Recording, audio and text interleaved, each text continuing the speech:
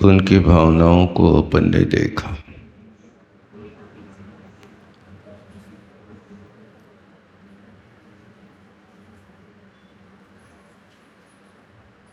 किसी भी वस्तु को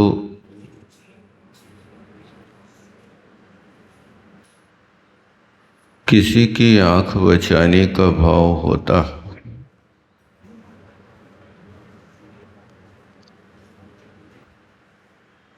कोई देख ना ले।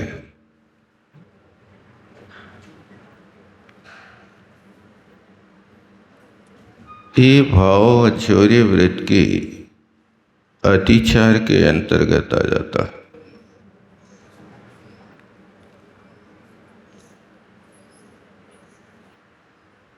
और ब्रह्मचर्य व्रत की भावना के साथ में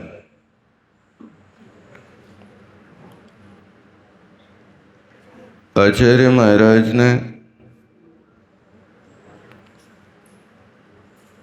अपनी ही इंद्रियों को वश में करने का उपदेश दिया।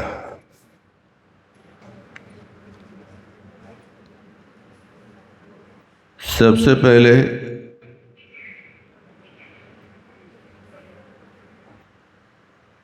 कर्ण इंद्री हमेशा जागरूक रहती है।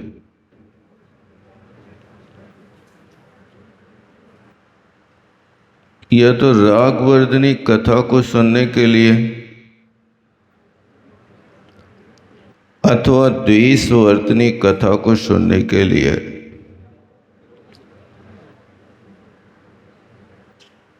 कान हमेशा खड़े रहता है।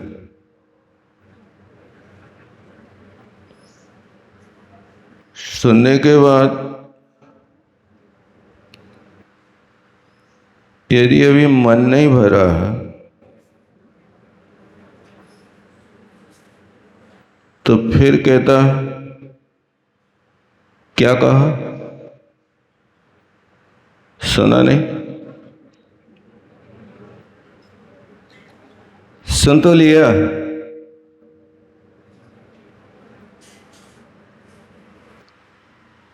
लेकिन उस वस्तु को और दृढ़ता से मैं सुनकर के अच्छी पक्की धारणा बना लूं ताकि दुनिया को डंके की चोट पे सुना सकूं कि मैंने अपने कानों से सुना।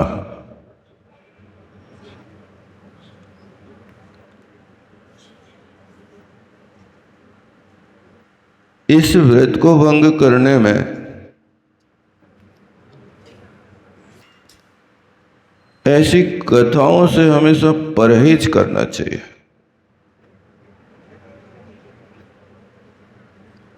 अन्यथा सुनते ही भाव बिगड़ने लगता है।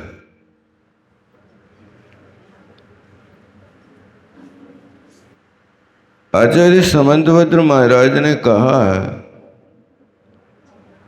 साधक धर्मामृतम स तृष्णा श्रवणाभ्याम पिबतु।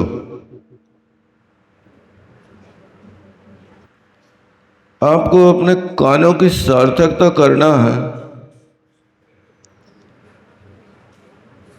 तो धर्म रूपी अमृत का पान अत्यंत तृष्णावान होकर के पियो। सतृष्णा श्रवणाभ्याम, श्रवणाभ्याम में दो ही वचन रखा है उन्होंने, एक कान से नहीं, दोनों कानों से। वो सुनो नहीं, पियो।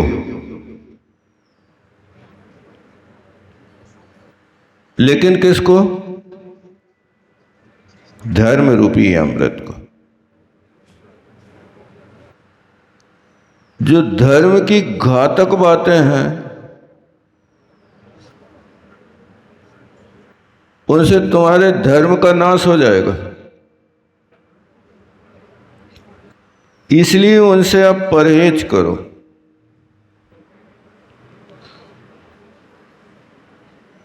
अति रागवर्धनी कथा को सुनकर के जैसे ही कर्ण इंद्री के दास होते हैं तो बेचारों को अपने प्राणों की बाजी लगाना पड़ते।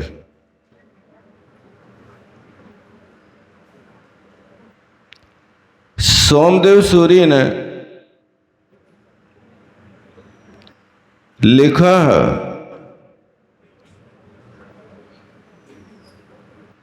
कर्ण विषयवश हिरण विपन में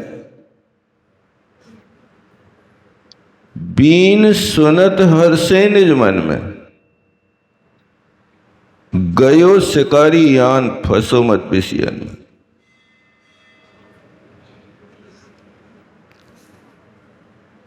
वे एक त्रियंच और मंद कसाई जीव का दृष्टांत देकर के बताना चाहते हैं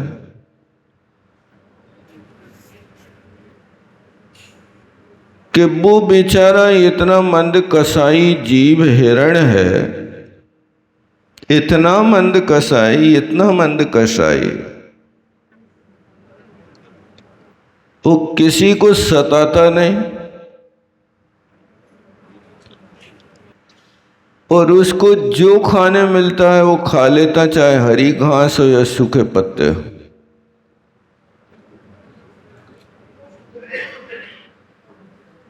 और भोजन के प्रति भी इतनी मंदता है, उसको खाने के लिए यदि रसगुल्ला भी मिलता हो और कहीं से यदि सूखे पत्ते के भी खड़खड़ की आवाज आ जाए तो वो इष्ट भोजन को छोड़ करके चौकड़ी भर देता है। इतना मंद कसाई। लेकिन जब शिकारी उसको पकड़ता है तो जाल नहीं फैलाता, वीणा लेकर के और बढ़िया मधुर आलाप भरता है, तो हिरण बिल्कुल चित्र लिखे सा खड़ा हो जाता है और वो शिकारी पीछे से उसको बाण मार देता।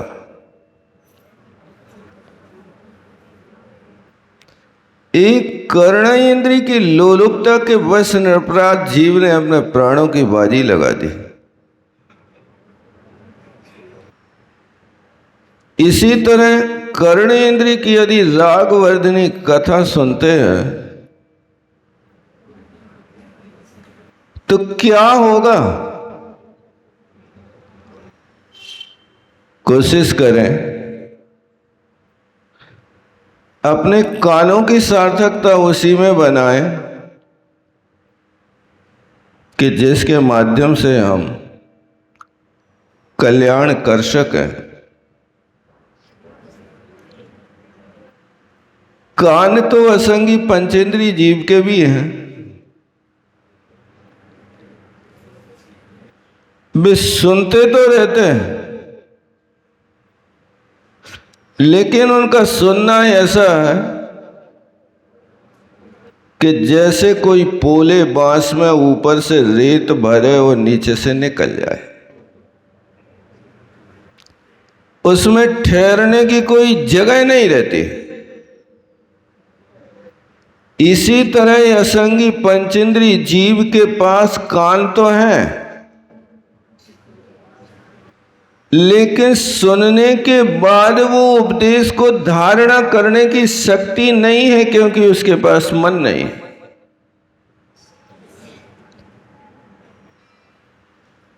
अपने लिए मन मिला है तो भगवान ने जो कहा है उसको सुनने की कोशिश करो और सतृष्णा सुनो। कभी तुम्हारा मन ये ना कहे कि अब तो हम सुनते सुनते थक गए, अब नहीं सुनना चाहते। इसमें ऐसी तृष्णा होना चाहिए जैसे गर्मी के दिनों में दिन के 12 बजे हो, सुबह से अभी तो कुछ भी ना खाया हो तो प्यास की ऐसी तीव्र वेदना होती है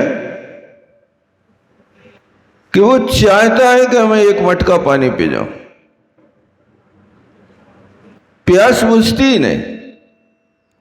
इसी तरह यहां पर भी लगाना कि जिनेंद्र भगवान की वाणी को इतनी रुचि से, एकाग्रता से सुने और कभी ना कहें कि अब तो खूब सुन लिया।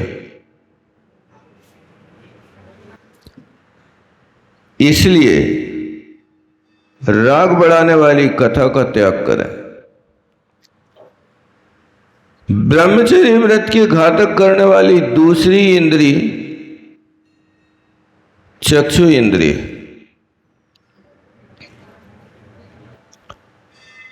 ये है तो छोटी सी, लेकिन ये छोटी सी इंद्रिय होकर के भी बस इसका स्वभाव है देखते ही जहर चढ़ता।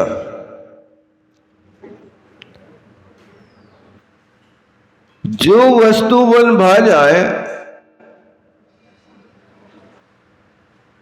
अब उसके पाने के लिए अपने प्राणों की बाजी लगा देता है। बस देख करके उसको पाने की कोशिश करता है, पूर्व पर विचार नहीं करता कि इसका फल क्या होगा। देखा और चाहिए।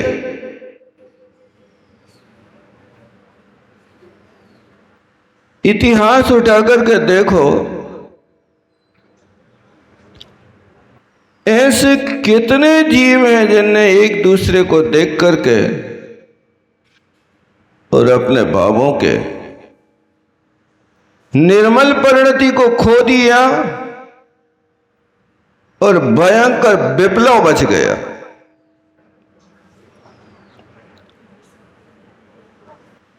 तन मनोहरांग निरीक्षण त्याग की भावना, मनोहर आंगों पांग को बार बार देखने की चेष्टा ही नहीं करो।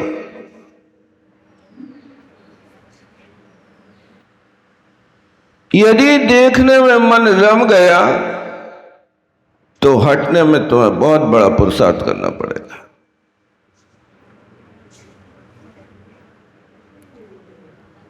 इतिहास उठा करके देखो, शूर्पनखा जैसी कन्या जो अपने आप में एक देवी का रूप थी,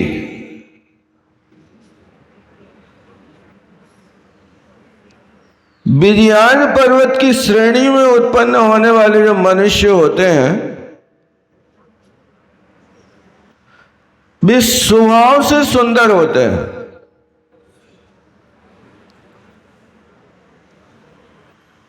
विजयान पर्वत के मनुष्यों के लिए, स्त्रियों के लिए ब्यूटी पार्लर नहीं जाना पड़ता। उनको कोई क्रीम पाउडर नहीं थोपना पड़ता। उनके पास स्वभाव से ऐसी विद्याएं होती हैं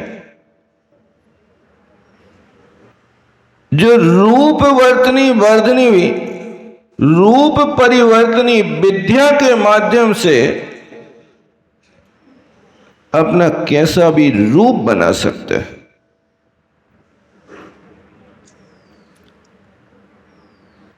वे इस कार्य के लिए कंगाल नहीं है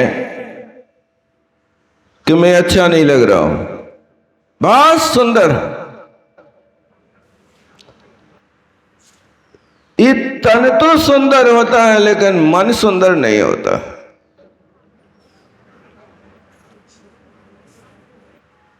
व्यक्ति का शरीर बूढ़ा होता है लेकिन मन बूढ़ा नहीं होता।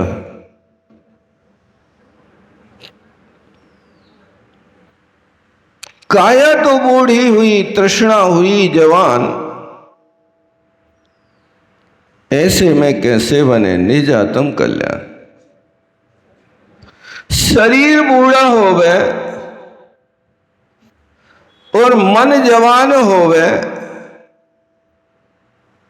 ऐसे व्यक्ति से कहो कि अब तुम कल्याण कर लो, संभव नहीं है। शूर्पनखा के पास वो कला थी, एक पल में वो भगवती का रूप बना ले और एक पल में चाहे तो दरिद्रा का रूप बना ले। इतना सब कुछ होने के बाद भी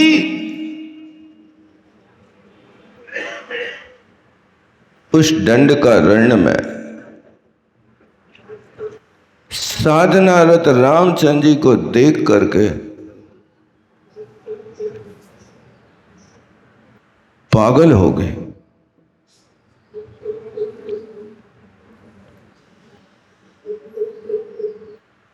क्या कहा जाए। और उसकी कथा यदि पद्म पुराण में सुनो तो रोंगटे खड़े हो जाएं। वो दंडकारण्य में किस कारण से गई थी, इस बात का यदि तुम्हें पता चलेगा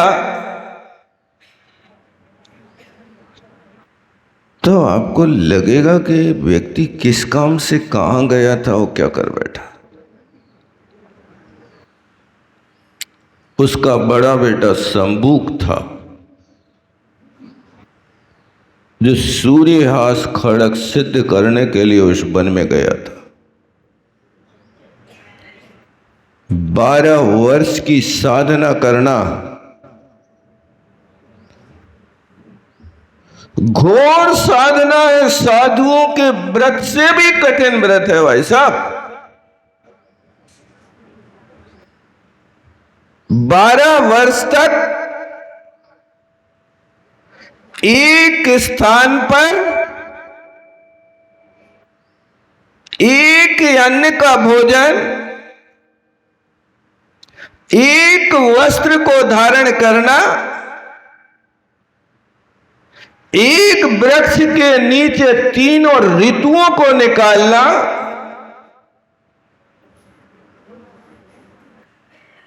और अखंड ब्रह्मचर्य का पालन करना। मन में विकल्प भी ना आ जाए। ऐसी साधना करने में वो उनका बेटा तत्चित्त था।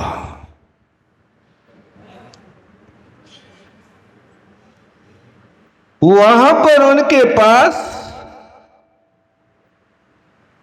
भोजन देने के लिए मां शूर्पनखा जाती थी। मां को स्त्री नहीं कहते,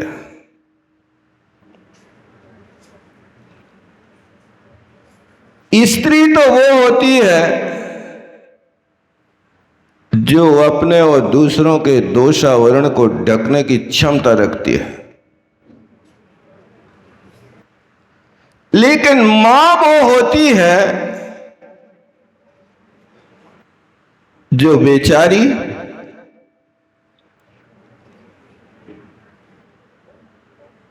सिंह के मुख से भी अपने लाल को निकाल करके लाने की क्षमता जिसके अंदर होती है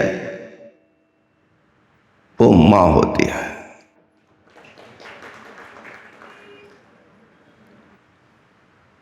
रोटी 4 हो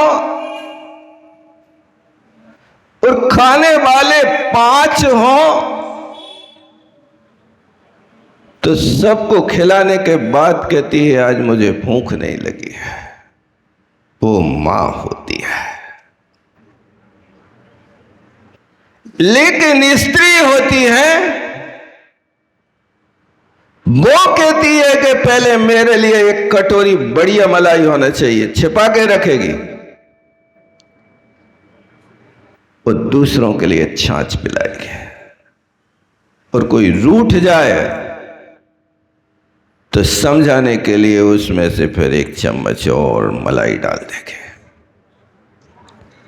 लेकिन मां अपनी संतान के लिए छिपाती नहीं,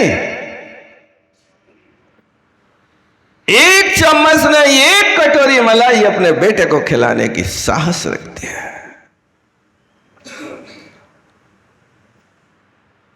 और माँ का जो कर्तव्य है, माँ की जो ममता है, वो पुरुष कितना भी पुरुषार्थ कर ले, पुरुष के पास अपनी संतान के प्रति वो ममता नहीं आ सकती है। ये आप देख सकते हो, उनके भावों से परख सकते हो ममता का क्या स्वरूप है। अपनी संतान के प्रति इतना ममत्व भाव है कि वो मेरा बेटा कहीं भूखा प्यासा कष्ट ना पाए, इसलिए उसके शरीर में कल्प वृक्ष की तरह दुग्ध की धारा खड़ी हो जाती है। वो माँ के शरीर माँ की ममता का कारण है। ये माँ की ममता के कारण उस माँ के शरीर में बच्चे के लिए शरीर में खून के स्थान में दूध पैदा हो जाता है। आज तक किसी पुरुष ने अपने बेटे के लिए इतनी ममता नहीं की होगी कि किसी पुरुष के शरीर में दूध बन करके खड़ा हो गया हो और अपने बेटे को एक चम्मच दूध पिला दिया। कोई इतिहास हो तो बता दो मुझे। हर मां के पास वो ममता है। संतान के लिए वो कल्प वृक्ष की तरह हो जाती है। पुरुष प्यार तो कहेगा मेरा बेटा है, लेकिन यदि उसकी टांग के ऊपर, उसकी गोद के ऊपर कोई लड़का लघु शंका कर ले तो वो ऐसा पटक देता है जैसे कच्चे कद्दू को पटक देता है। संभालो इसको, करो सफाई, क्योंकि ठेका उसी ने लिया है, मां की ममता। पिता का ठेका नहीं है कि वो कोई लघु शंका और गंदगी साफ कर सके। वो करेगी तो हम करेंगे। दूध पिलाएगी तो माई पिलाएगी। बच्चे को समझाने की कला होगी तो माई को होगी। बोलना सिखाएगी तो माई सिखाएगी। इसलिए लोक में मातृभाषा चलती है। कोई पिता की भाषा देखिए आपने?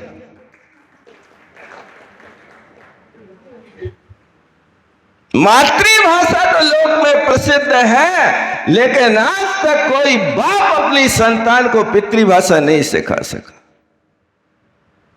है। वो ममता आएगी कहां से तुम्हारे पास? वो मां थी जो मां अपने बेटे को भोजन देने जाती थी। कोई स्त्री नहीं जाती थी। उसके पिता को भी नहीं था कि एक दिन भोजन को लेके आ जाए। 12 वर्ष तक जिस मां ने स्वयं चल करके और वहां जाकर के बेटे को खिलाती थी और लौट के आ जाती थी, और रोज बेटा वहां बैठा एकांत में माला फेरता था।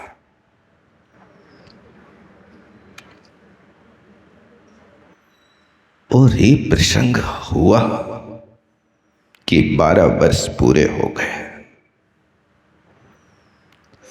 सूर्यहास खड़ग दृष्टिगोचर होने लगा। आकर के सामने वृक्ष के ऊपर सूर्यहास खड़ग बैठ गया।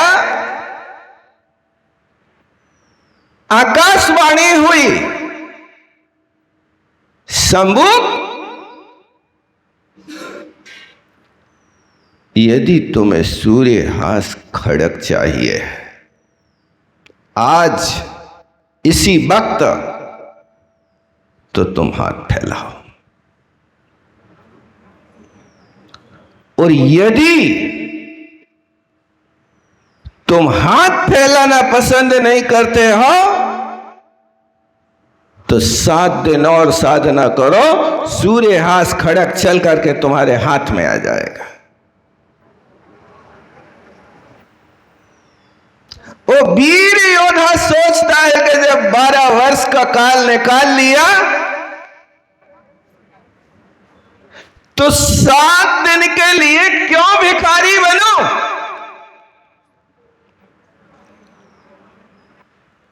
यदि मैं हाथ फैलाता हूं तो ये तो भीख मांगने की कला हो गई। नहीं मांगूंगा भीख, नहीं हाथ फैलाऊंगा।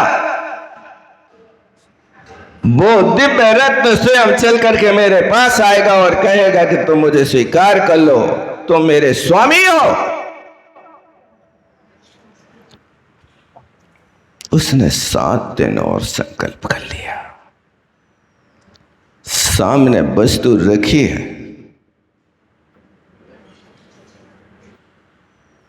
देखो कर्म का उदय कैसा आता है।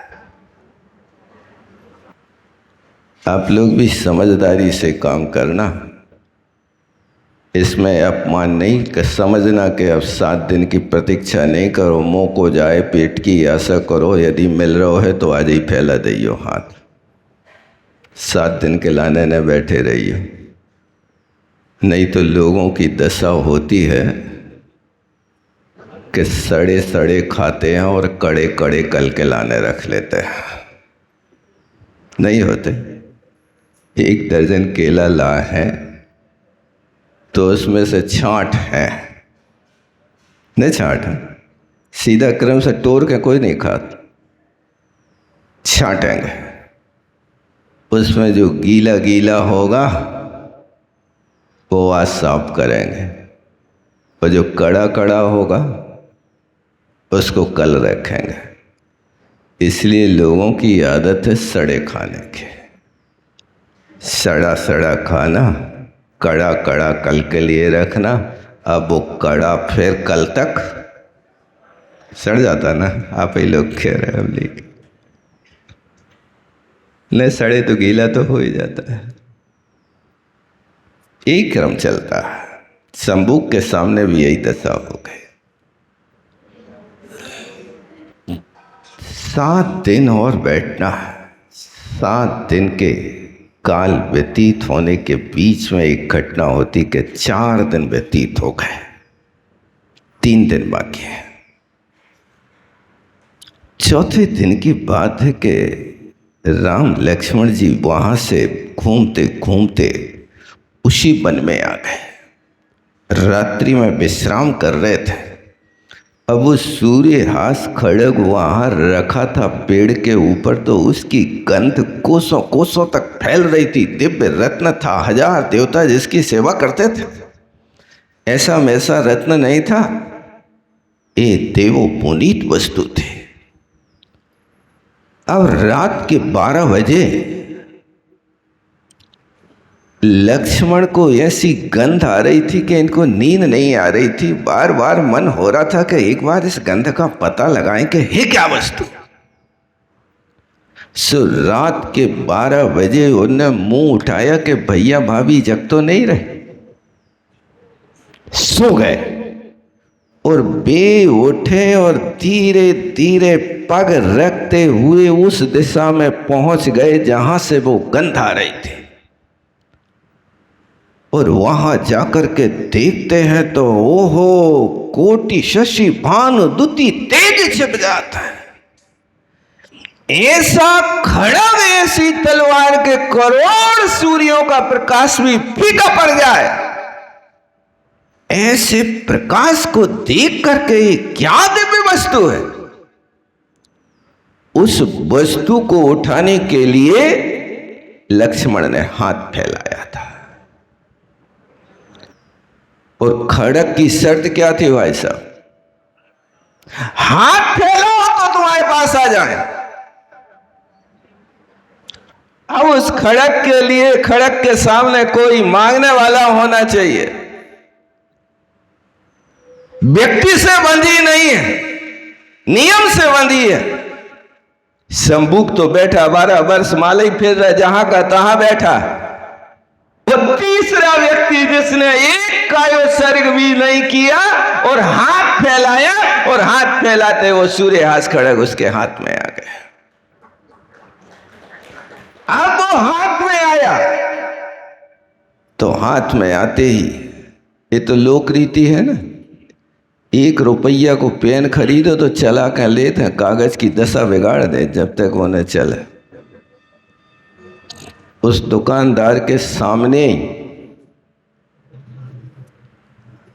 हम काम खोटो नहीं कर, चलेगा तो लेंगे, नहीं तो दुकानदार के माथे से, हमें तो चलने वाला चाहिए।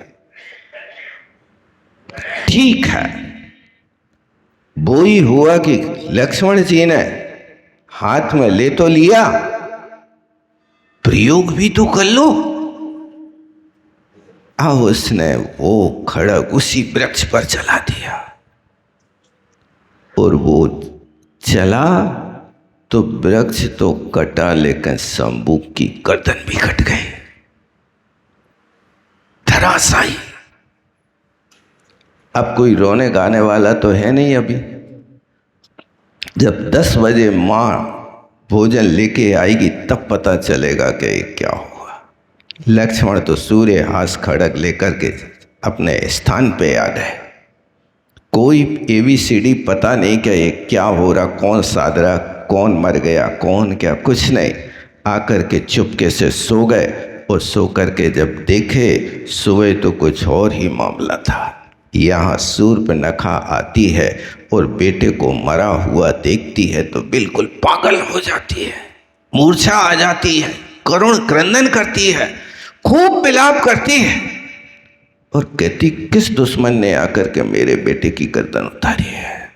वो मरे हुए बेटे की गर्दन को छाती से चिपका करके उस रास्ते से आ रही थी, और जैसे ही राम दिखे, और राम को देखते ही पागल, अभी वियोग में पागल थी, अब संयोग में पागल हो गए।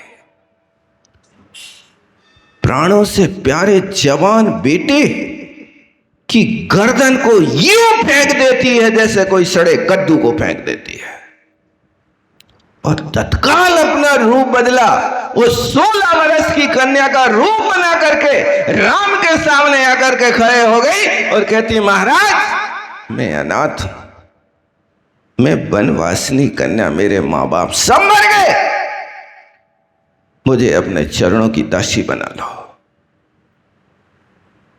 राम ने कहा, बहन मैं वनवासी हूं, मेरे पास अभी कुछ नहीं है, ना रहने की व्यवस्था है, ना खाने की व्यवस्था।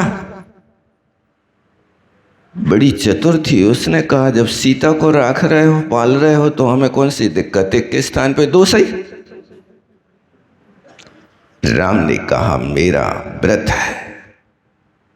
माँ ने कहा बेटा 3 जा रहे हो तो 3 ही लौट के आना, चौथा कोई नहीं रहेगा। बहुत प्रयास किया लेकिन सफलता नहीं मिली, और वो एक शूर्पणखा की तन मनोहरांग निरीक्षण की दशा का फल क्या हुआ आप जानते हो। यहाँ पर जब वो रूठ गई तो खरदूषण को जाकर के भड़काया कि वनवासी ने मेरे बेटे को मार डाला और मेरी लाज छीन ली। सत्य है क्या? बेटे को मारा, ये बात तो सत्य है, लेकिन जान के मारा क्या? अब ये चरित्र तुम कर रहे हो, ये सही कर रहे कि गलत कर रहे? अब खरदूषण के लिए जब उलझा दिया तो वो आकर के रणांगण में खड़ा हो गया। अब यहाँ खरदूषण की दशा हो गई, 14 अक्षौहिणी सेना के साथ खरदूषण मृत्यु को प्राप्त हो गए। और फिर ये वंश पूरा साफ, और वहाँ अब रावण उसका भैया है, उस भैया के पास खबर भेजती है, और वहाँ भैया आकर के सीता का हरण करता है। अब सीता को हरण करके लंका ले जाता है। रावण सीता को नहीं ले जा रहा, रावण अपनी मौत को यहाँ से उठा के ले जा रहा है। यानी सूर्प नखा का ये तन मनोहरांग निरीक्षण त्याग व्रत न होने के कारण खरदूषण का कुल नष्ट और रावण की पूरा कुल नष्ट। एक दीपक की तरह रह गया बेटा विभीषण था, जो न्याय प्रिय था, धर्मात्मा था। जिस धर्मात्मा ने न्याय नीति को नहीं छोड़ा, इसलिए खरदूषण तो बच गया, विभीषण तो बच गया, बाकी सारा का सारा परिवार, एक कुल और उस कुल को यदि बर्बाद करने में अहम भूमिका रही तो किसकी रही भाई साहब? तन मनोहरांग निरीक्षण को जब भी तुम इस भावना को पढ़ो तो ये तन मनोहरांग निरीक्षण को शूर्पणखा को सामने ला करके रख लेना, तुम्हें पता चलेगा कि इसका क्या अर्थ होता है। बोलो आचार्य गुरु विद्यासागर जी महाराज की। जावाणी के ज्ञान से सुजय लोकालोक, सोवाणी मस्तक धरू सदा दे तुम। हे जन्म ते भजो अरहंत को, गुरु सेवो निर्ग्रंथ, दया धर्म पालो सदा यश।